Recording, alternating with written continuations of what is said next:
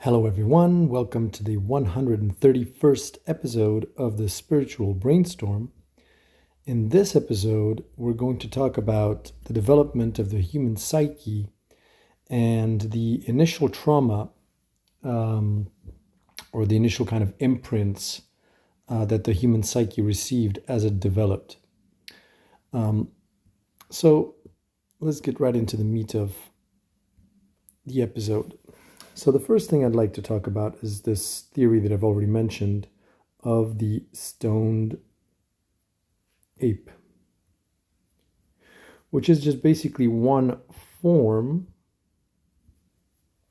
that the explanation of going from an animal or an ape kind of brain to that of a human or humanoid takes.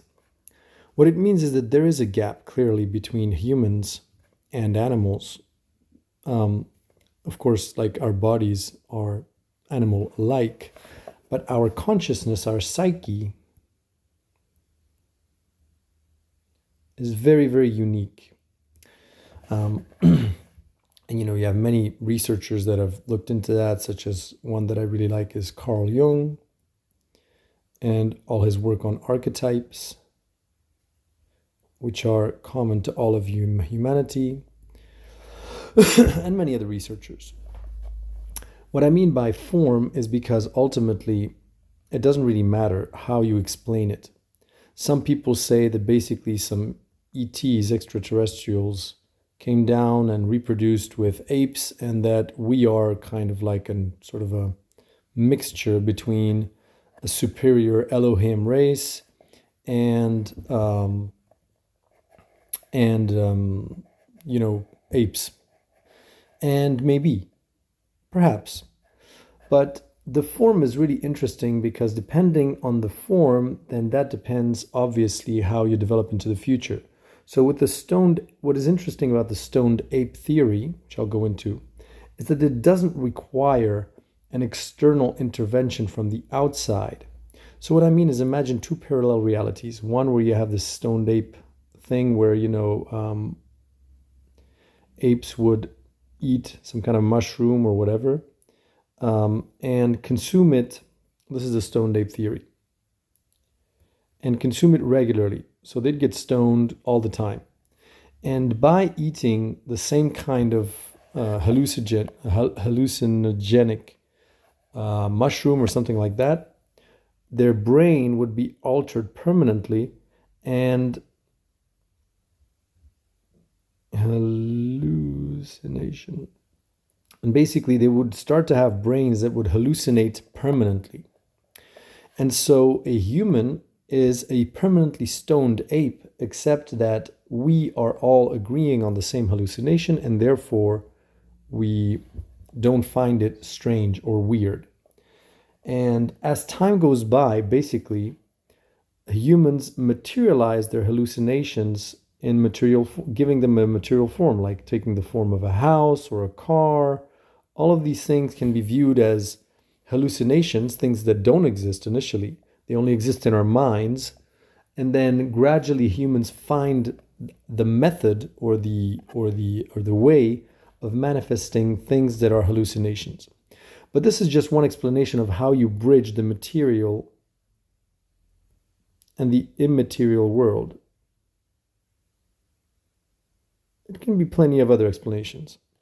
And another explanation is this idea of, like ETs that came down and reproduced with an ape, and that gave the first human. Fine. But then understand how time goes, and this is like the ET theory, let's say, or Elohim here. So imagine if everything is true, and the past that you choose to be true is like roots. It's like for a plant. Like you have the ground, this is your present. This is the past, and you grow roots into the past. And if, as a person, you believe in the stoned ape one theory, then your plant is going to grow in one direction. That one. And if from your present moment you plunge your roots into the ET version of the story, then your plant will just grow in another direction. It's just that for me, arguably, it's more interesting to believe in this one because it doesn't require any external help, which means it doesn't require multidimensionality before it existed, quote unquote, in our plane of existence for explaining how we bridge from the material to the immaterial. In this version of the story, it's as if the immaterial kind of had to descend into the material to help the material go back into the immaterial. Whereas the stoned ape, everything happens from the material plane, and you can naturally make the transition to the immaterial without any external help, which is to me much more powerful. So let's start from the premise that the stoned ape theory is the one that is true, and that is how the human psyche developed. So imagine at some point there's a point of no return where even in human DNA, or ape DNA, for instance, is affected by their permanent consumption of mushrooms, and the brain of a tiny little baby is now permanently altered for the first time, and a baby is born to an ape for the first time having a brain structure which is permanently stoned, as opposed to be animal-like and having hallucinations only upon consuming mushrooms later in life. What this means is that the original imprint on the human psyche and the original traumas, sometimes, people in the spiritual realm talk about the wombs of the soul, the initial wombs of the soul. They come from the very first experiences or imprints that stoned apes left on their permanently stoned baby upon birth. So I know this is like controversial to imagine, but just imagine if two cocaine or heroin or much like two drugged parents basically had to raise a child with no one to help them. What do you think that child would grow up to be like? Right? He'd probably suffer from abandonment issues, from all kinds of issues, but he'd also develop certain archetypes and understandings of like models for how that baby perceived his parents. And so an animal has a kind of natural relationship to its parents. There is no psyche involved. There is no mental model of his parents. There is no development of archetypes or abstract kind of perceptions. But a permanently stoned baby would start to superimpose upon their biological parent an etheric kind of parent, version of their parent, like a kind of archetype or whatever you want to call it, some kind of mental model for what a parent is. And these are the different basically steps that every single human kind of has stabilized into moving through as they grow, and as their psyche perceives their parents. So a baby perceives his parents and his reality when first developing a psyche as something mysterious, like the reality is mysterious and magical. A baby, like from the point of view of a baby, every time you pick up an object, you're basically doing magic. It doesn't understand how that can happen, how it works.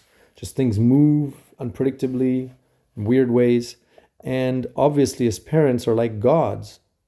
And he is in a mysterious world where animals are also like gods. Everything is godlike. And then as the child as the baby grows up, becomes like a child, like say around 5, 6.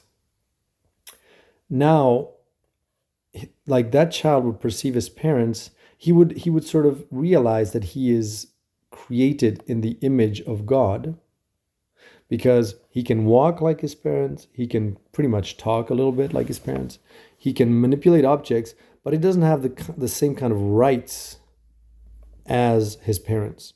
So he finds it kind of unfair, there's this kind of, but he's still very admirative. He admires his parents. And then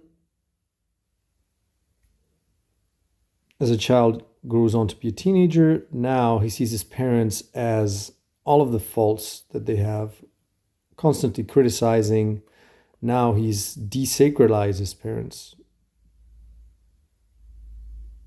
He doesn't consider them to be gods anymore. And yeah, he's like, there's a rebellious kind of attitude towards it, parents. Then you move on to become a young adult, and that's independence, learning to be independent, which is not a given, because in the beginning, it's, when you're moving into, like if you go to an apartment where 5 young adults live in their 20s, sometimes you'll find like overflowing trash cans and like dirty dishes and all kinds of problems, mold and everywhere and all that stuff. So, it's like experimentations.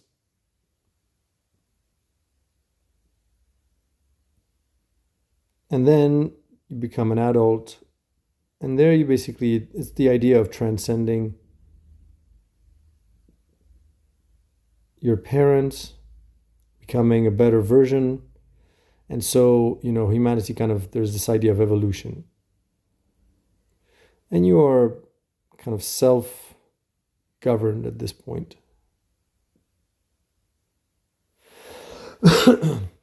You no longer depend on your parents, where here it's kind of the transition. And you can see that the human psyche was basically here, let's goes on, but I'm not going to go into detail. But you can see that the human psyche has developed around these steps. But with all of the traumas and wounds to heal, because obviously stoned apes, I don't think they would care for their baby in a very, let's say, they wouldn't be in the model parent, or, abide by ideal parenting styles. So that's why you have all kinds of like the original kind of myths that you'll find in very old cultures talk about like gods that abandoned, humanity, talking about also cruel gods that would punish them.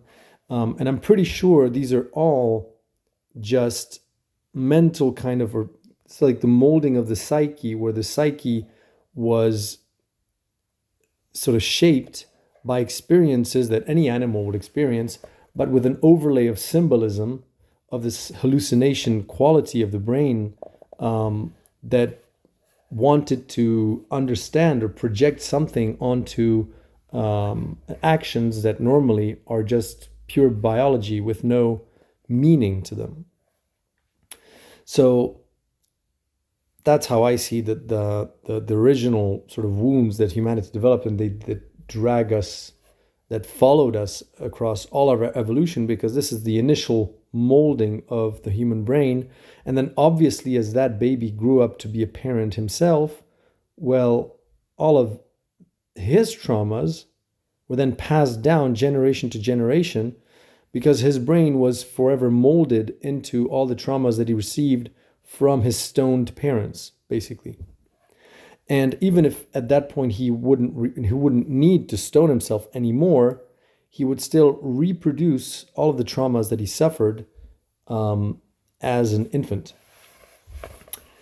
And so here you can see that this is the relationship of a baby to its parents. And then here it's about the relationship of humanity as a collective to something higher. So, like the first kinds of groups of humans that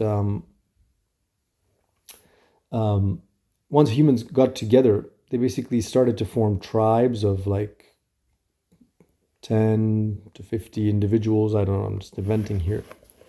And the relationship of tribes to their external reality, they've created a sort of an etheric parent or a symbolic parent, which is a mirror to this kind of parent, the way that a baby views his own parents. So tribes, original tribes in these tribal cultures would interact with reality, with nature, as being something mystical, mysterious, magical. There are plenty of different gods that even like don't necessarily resemble humans. They're all just very different, weird. They have like the spirit of the forest, spirit of the river, and then take on plenty of different forms. Then humanity evolves, and of course I'm skipping some steps here, but it doesn't really matter. It's just so you get the idea. Then they form bigger communities, going in the thousands or even more, and they switch to a monotheist kind of way of interacting with reality. And this is the being created in the image of God. God is now anthropomorphized. There's just this authority is now solely like the child basically realizes that his father or whatever has all the authority. And so obviously also this unique God takes on the same kind of archetypal traumas that a child of the first kind of men that took care of their very first kid, their own behavior. So he can be vengeful, he can be like wrathful, violent, punishing, all kinds of things. And there's also this realization of this number of rules that you have to respect as a community, also as an individual, but also as communities. And then one of my favorites here is, and obviously there's also always a kind of model government that goes with this. For tribes, this mysterious shaman that has magical powers, that is like this unique individual for the tribe. And it's also kind of arbitrary, like there are no rules or logic in it. Like you have one shaman for one tribe will say one thing, another shaman will say another thing. And like the spirits are not agreeing with each other. The spirit of the river is not agreeing with the spirit of the forest. And it's all kinds, it's very chaotic. Then under monotheism, things get more stable and you have kings and monarchies, which are the sort of, how should I say, like the human equivalent of God at the human level. And it's this image of God thing. Like citizens realize that a king is also human in many ways. He also takes a shit just like any human. He looks like a human, but he has these powers or these rights that are completely off the charts. Like if a king doesn't like you, can like snap his fingers. His royal guard takes you apart, takes you like just throws you in jail, and can even get your head cut off, totally arbitrarily, ultimately. So. And that is, again, the same kind of relationship that a child has with his parents. He like sees them as this arbitrary ruler that can decide to punish them if they so desire. Then this evolves, and this is one of my favorite relationships. This is kind of where humanity is on the fence between these two, but you'll see what I mean.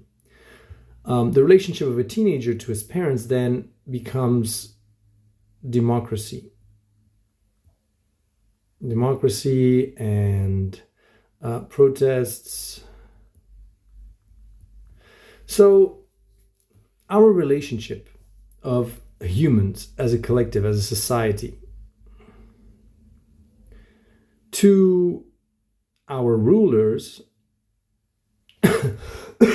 our elected officials, whether it's ministers, governments, parliament, whatever, is that of a teenager's relationship to his parents. So we love to criticize, we love to find faults with our elected officials. We like to criticize them all the time. We always protest or rebel against them because we want more autonomy, more freedom. So ask for more social rights, more economic rights, more human rights, rights. But typical of teenagers, we don't want to take any responsibility. If governments throw up their hands and say, we don't know how to fix this problem, just do it yourselves, then citizens typically will go, hey, well, that's not our role, and we're paying taxes, and that we shouldn't be doing this. Governments should take care of it. We don't want to deal with it, blah, blah, blah. So that is very typical of a teenager. They want more autonomy. They want to say, they want more rights of, being able to choose their own clothing or go and do sleepovers and all that kind of stuff. And that's what citizens do in democracy as well. They want more freedom from the state, but they don't necessarily want to take responsibility. And they love to criticize. And then there's this transition of going from being a teenager to being a young adult. And that translates into the evolution from, nation states and democracies to self-governance.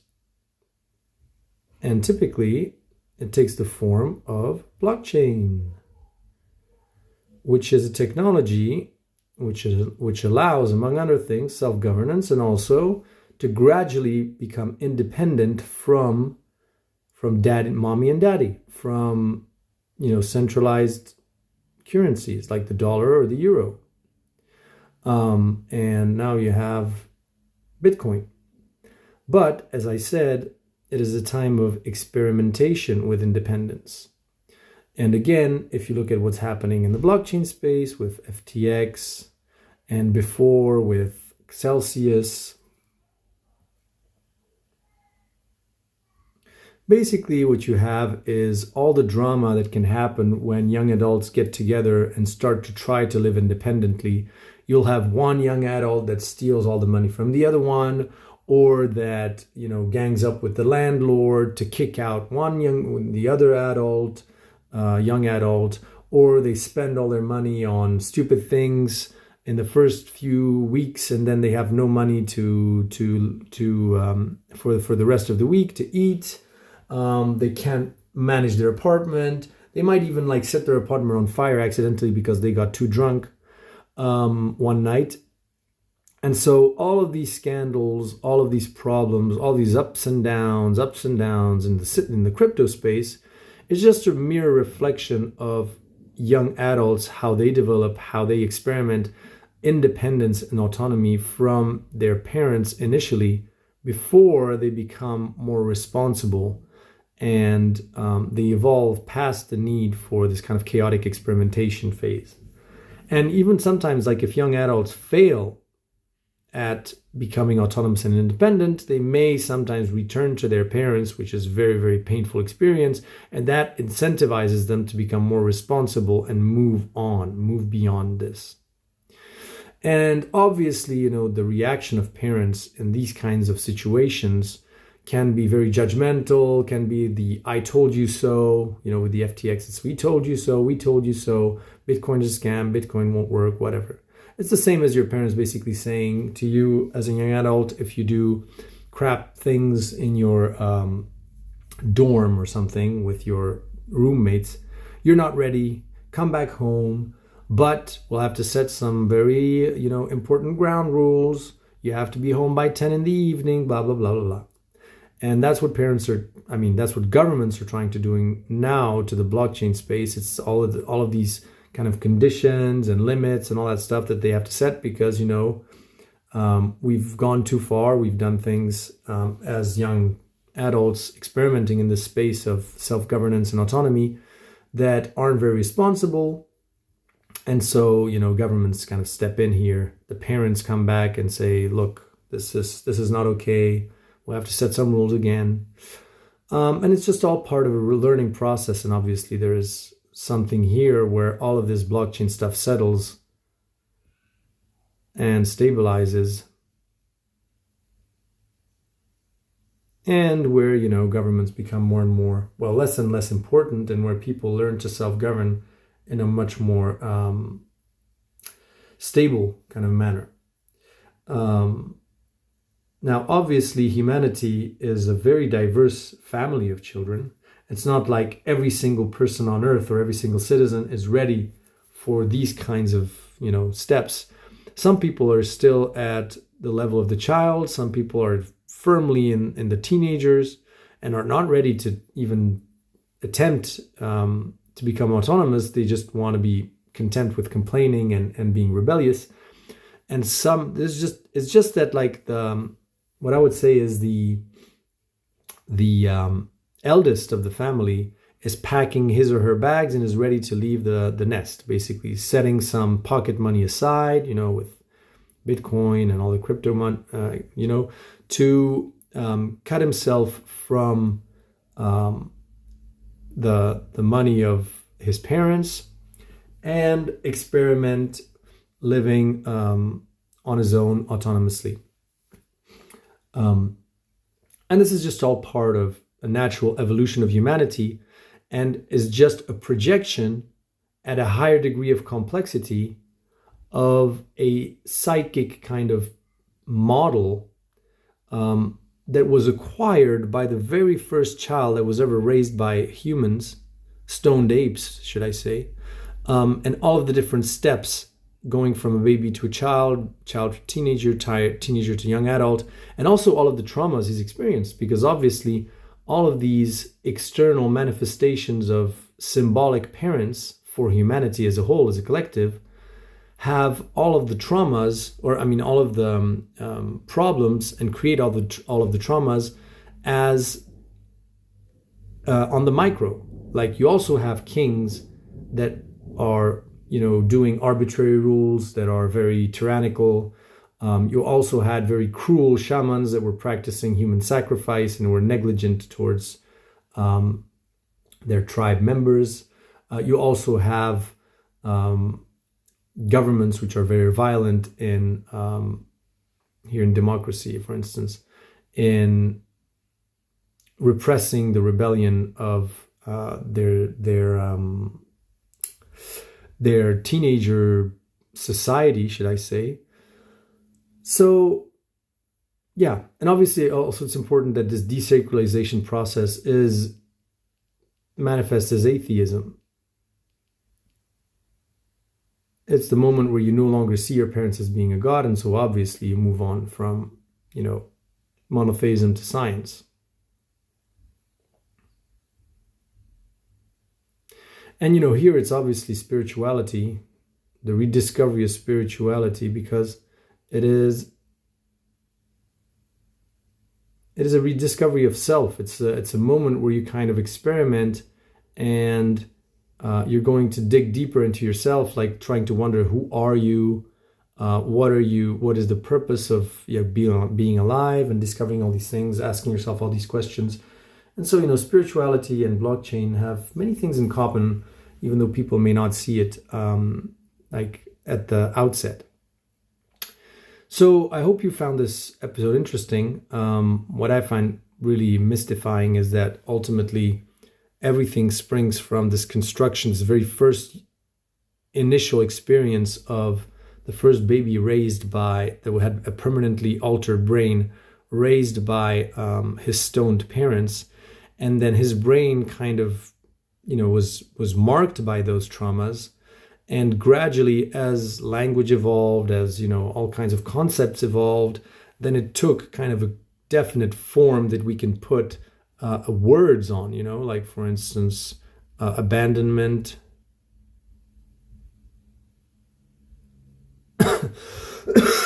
or the fear of, let's say violence or whatever. All of the different traumas that we've experienced. So, I hope you liked this video. I hope you found it interesting, and don't hesitate to leave a comment and like and share the video. That'd be very appreciated. And talk to you in the next episode.